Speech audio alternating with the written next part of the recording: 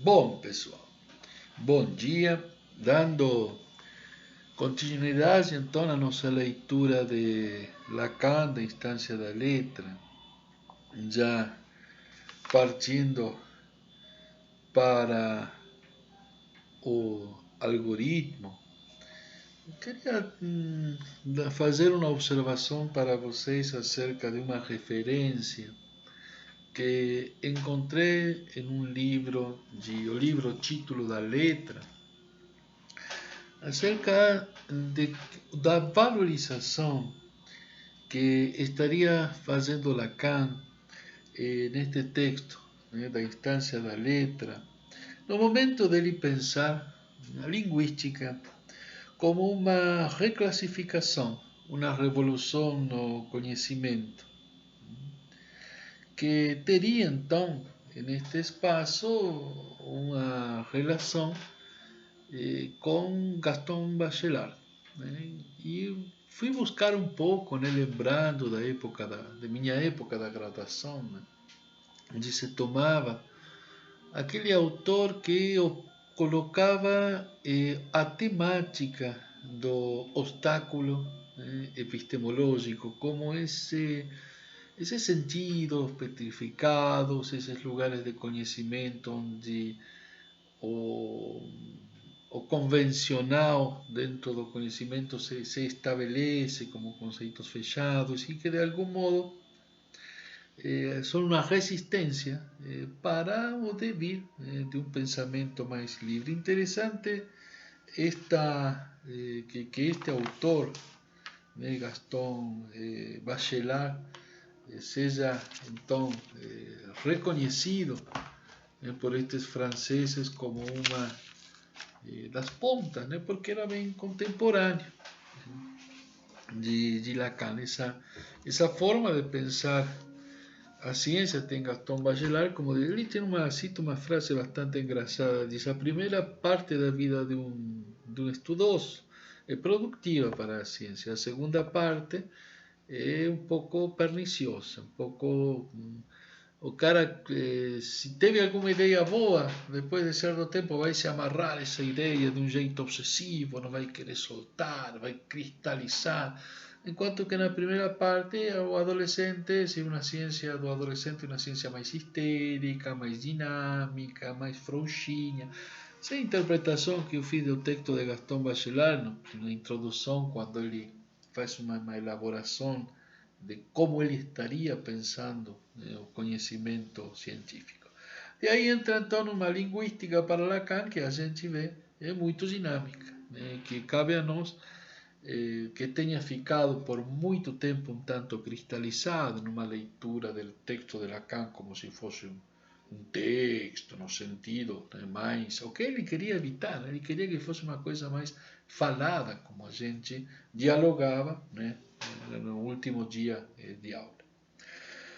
Então, já entramos a ver que o algoritmo que ele vai desenhar, essa S maior, uma barra e uma S e um S inferior, separa, ele diz, nesse momento, a partir da ideia que ele vê no Saussure, duas etapas. Né? Interessante isso, como ele coloca que esse algoritmo teria um S maior, que seria o significante, né? Essa palavra, esse conceito, essa imagem acústica, né? E uma barra resistente. E no outro lado, né, o significado, né, aquilo que iria para dar, e faz então esse desenho de um cavalo no texto de Saussure, né, bom, e aqui ele só coloca nesse pequeno. Dessa forma, ele coloca uma nomenclatura, né, uma forma de situar uma forma de escrita, um algoritmo que seria um modelo onde se coloca uma sequência como uma etapa. Interessante que não é só um algoritmo como se fosse um signo, não, é mais do que isso, um período, né? Um período significante que estaria em relação com um outro período que é o período de significado, né? Dentro dessa massa amorfa que estávamos vendo em Saussure, apareceria então como o jeito que Lacan tem de desenhar, né, de representar graficamente um signo para depois descompor, ir descompondo e abrindo nesse signo uma série de elementos psíquicos importantes para a sua constituição. Vendo então que esse desenho do algoritmo de um S maior e um S menor embaixo de uma barra resistente à significação vai tornar possível o estudo mais preciso da ligação de um significante que remite a outro significante, representando então um sujeito. Uma relação então que teria estas palavras, estes sons, estas imagens acústicas vinculando uma com outra independente do que indiquem, da indicação, da nomeação da coisa. Posso dizer então xícara. Então não preciso relacionar a palavra com o objeto. Esse objeto se identifica por conexão, como já vimos, de significante a significante. Bem, essa ordenação, essa forma de dividir em etapas, dá uma possibilidade de abrir uma amplitude da função do significante. Isso para a clínica é fundamental. Na página 500, né, no quinto parágrafo, vamos ver como ele faz uma ênfase dessa amplitude da função significante na construção ou na delimitação, né, de aquilo vazio que estaria no significado, né?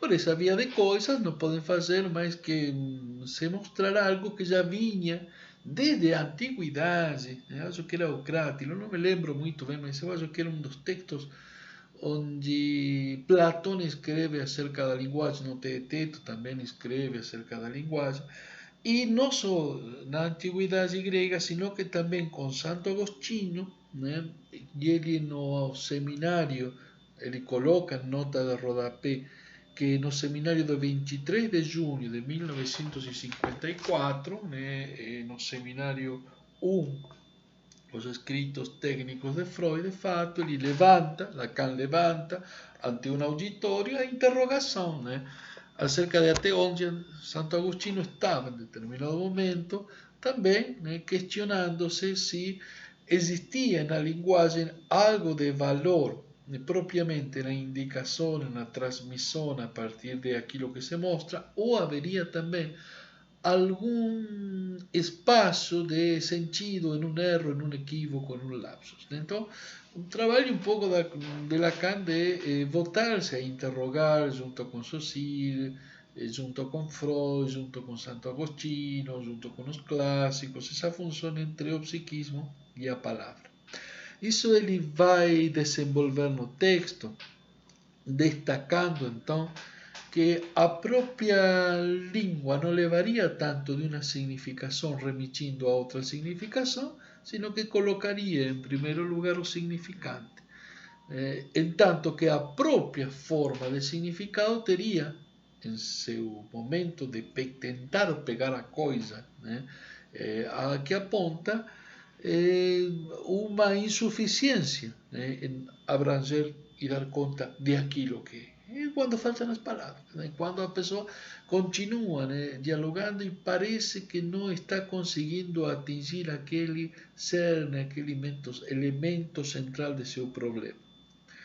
Então, lógico, ele observa que é uma necessidade da língua como tal aspirar, né, a esgotar um sentido, né, como uma necessidade interessante. o fato de colocar o termo necessidade, porque em torno dele nós temos algo muito ligado geralmente ao biológico, aquilo que está anterior inclusive à construção de formulação de um problema. Mas a própria existência da língua como tal, em tanto totalidade, em tanto abrangente, existente antes da chegada do sujeito ao mundo, já coloca que uma necessidade não será se não é atravessada pela linguagem. Né? Aí vai então a interrogar essa relação de construção do objeto, né?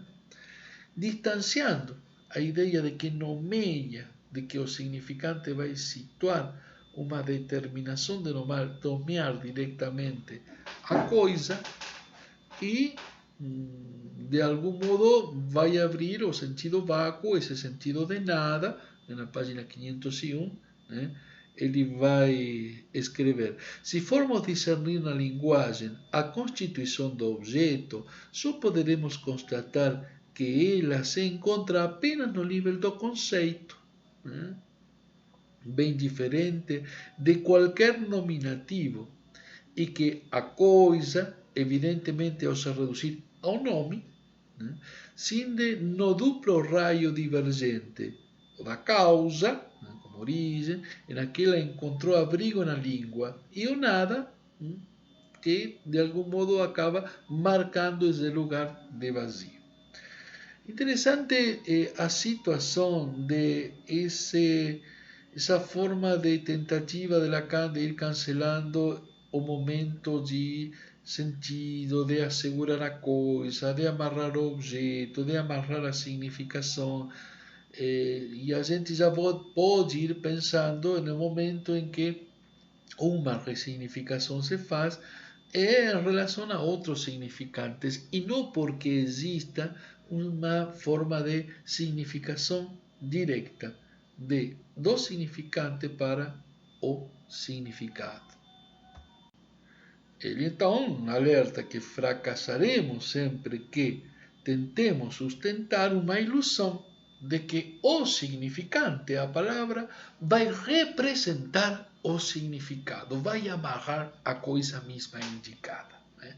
Basicamente, essa ideia se vincula muito na situação da clínica de que um percurso de movimento, de um curso de linguística, não deve ser reconhecer mais que em seu próprio movimento, lugar de significante desse deslocamento metonímico, dessa linealidade, que seria tão cara à clínica porque se opõe ao momento de construção e cristalização de um sintoma, de um sofrimento, de uma repetição.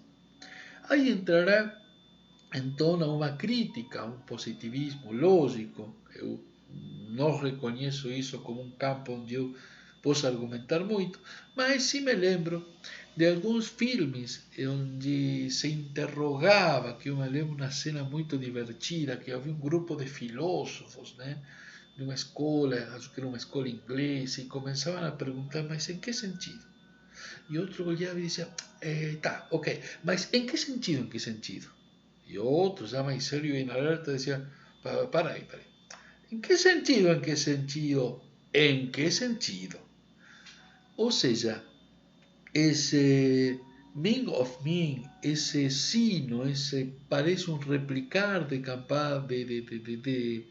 campanário, esse som vazio da repetição, de algum modo leva ele a fazer uma brincadeira e interrogar que isso terminará sempre em uma repetição, como se fosse em um solilóquio, em um sofisma fechado. E há aqui ainda uma ambiguidade que se apresenta nessa forma de desenhar o signo, né? Porque ao mesmo tempo que se apela a situar dois aspectos que vinham, né, nessa intenção inicial de um pensamento difuso e uma língua composta de conceitos, de significantes, parece que na descomposição tenta dizer, bom, isso aí não funciona. Então, ao tempo que está desenhando para apresentar, está dizendo Lacan, olha, essa não é uma via que seja legítima para abordar a complexidade do pensamento. Então, vai situar aí de algum modo uma proposta de destruição de uma ideia de signo que remita a uma significação. Sobre esse corte, ele vai fazer uma diferença, porque na página 502, o que a gente vai observar que ele apresenta essa ideia de simplificado de um significante predominante sobre o significado, ordenando o significado, vai colocar dois desenhos. Né? Numa decorrente, né? Do jeitinho de Saussure de desenhar o signo, né? Que colocava então, por um lado, um desenho gráfico, uma figura, e do outro lado, a imagem acústica. Né? Ele vai colocar também isso, né? No entanto, com uma barra. Tira a elipse, tira o círculo que colocava, esse círculo que de algum modo colocava como equivalente o significante do significado em Saussure. Lacan não tira, ele vai dizer, olha, o trabalho do analista será feito mais na ordem da escuta, né? E cancela ou de algum modo interroga, né? Colocando então uma exageração. Ele coloca então duas palavras, homens e damas, né? Coloca uma barra resistente à significação e o que essas palavras representam? Duas portinhas. Então a gente vê isso e parece uma piada. Né? Então, o que é homem? O que é mulher? Né? E poderíamos colocar mais valores. A gente sabe que temos LGBT, uma série de palavras que poderiam nos levar a muitas portas, a não ser por uma lei, né? Uma forma de fazer diferença, né? Uma forma de marcar que existem dois lugares diferentes e que são de algum modo fora, né? De algum modo ordenadores ou desorganizadores. Né? Há uma atualização, uma interrogação contemporânea acerca da escolha de Lacan de dois termos. Poderia ter escolhido outros termos ou mais termos, de fato mais, em última instância. O que vale não é a quantidade, né, de palavras em que a gente queira fazer uma classificação da ordem sexual, sino simplesmente demonstrar que aí há diferença, mas uma diferença que não se dá na ordem do significado. Né? Então, ele substitui a árvore por uma outra oposição, né? Só para exagerar a incongruência, né? de aquele que estará escutando a nível da clínica, onde estará a possibilidade de situar o alcance dessa significação. Uma justaposição, diz ele, uma confrontação entre dois termos cujo sentido complementar parece ter sido consolidado e se produz então uma precipitação do sentido. Uma queda do sentido já não faz sentido, ou é que o sentido se apressa, se precipita, ou ainda como se fosse uma precipitação química, uma precipitação química, ou seja, aquilo que fica no fundo depois de que uma solução, né, é atingida. A partir deste momento, então, fica interessante como ele vai abordar então essas portas gêmeas. O que simbolizam essas duas portinhas embaixo de homens e mulheres? Sexos diferentes? Não. Também não significam só significante. E como é que um remite para solucionar o outro? Bem, eles nos vai dizer que é o reservado oferecido ao homem ocidental para satisfazer suas necessidades naturais. Fora de casa, ou seja, fora do ambiente do lar, do ambiente daquele onde procede se sitúa unas portas, unas formas de saída para satisfazer aquilo que é da ordem urinária, ou seja, daquilo que é da ordem dos genitais, aquilo que é da ordem dos sexos, né? Umas leis, né? A lei pública da segregação urinária, uma lei, né? Interessante porque se trata aí que na vida pública se coloca uma normatividade e que essa lei é a que organizará então a distinção das palavras. A lei, entanto, palavra que importa corte, que corta uma diferença de onde o sexual poderá ou não poderá ser feito, que é resultante, também como circularmente, é resultante de uma distinção entre palavras original. Há certa circularidade do simbólico que evoca esta passagem pelo sexual e ao mesmo tempo retorna ao propriamente, poderíamos dizer, ao propriamente formal do algoritmo que ele evoca. Aí podemos pensar que Lacan está muito situado na ideia de valor, né? Aquele valor que se organiza através da justaposição de significantes, né? A justaposição de termos um oposto ao outro e partindo sua materialidade na diferença, né? Num espaço vazio. Não há nada que buscar na própria corporeidade do homem, na própria substância da mulher, ou qualquer outra forma que a cultura contemporânea pueda nos oferecer. Se trata de justaposição que conseguem fazer diferença a partir de leis que correspondem e divergem em cada uma das comunidades. Não toda a comunidade vai entender o mesmo pelas posições que possam ter cada uma dessas palavras. De aí, então, ele vai entrar a comentar uma lembrança que teve um conhecido dele, né? De que iam em trem, ele e a irmã, e chegando a uma estação, em uma cabine, um menino e uma menina, eles são dois irmãos, um em frente do outro, olham pela janela, né? E aí então, quando o trem para, um diz: olha, irmã, chegamos em mulheres, imbecil, responde a irmã, que não está vendo que chegamos em homens. Então, onde está o engraçado de cada um? Quando para o trem e eles olham pela janela, cada um enxerga uma placa diferente onde gostaria de chegar a atingir, que seria justamente um lugar do equívoco. Né? Aí onde diz Lacan, olha só, os trilhos da via que divide cada um dos lugares são como a barra que divide o algoritmo. Só por um equívoco se pode acreditar que se atingiu a significação do que é homem, do que é mulher.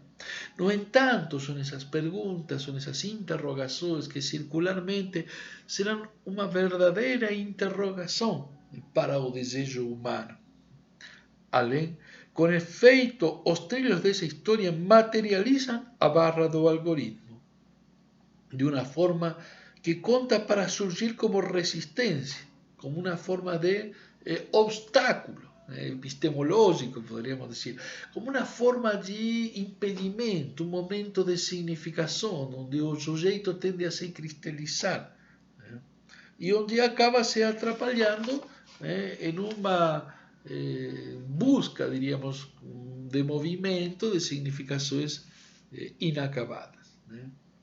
Enfim, estas duas páginas onde se apresenta a instância da letra como uma ciência da letra, como uma forma de interrogação, de conhecimento do psiquismo através do som das palavras, vai dando uma série de possibilidades de entendimento.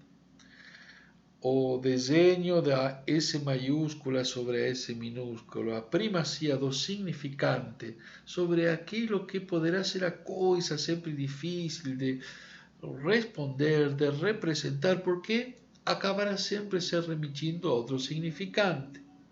Ele vai introduzir, então, essa ordenação diretamente no sexual, porque Lacan vai entender que não só as leis da linguagem organizam o psiquismo, sino que também organizam toda a cultura, inclusive aquelas que nos orientam dentro de suas regras de desejo e de formações de gozo, ou seja, de metonímias e metáforas, aquelas que vão estar ordenando também as relações de intercâmbio, inclusive intercâmbio das necessidades, aquelas que seriam da ordem mais natural, por fazer a referência que Lacan coloca. Enfim,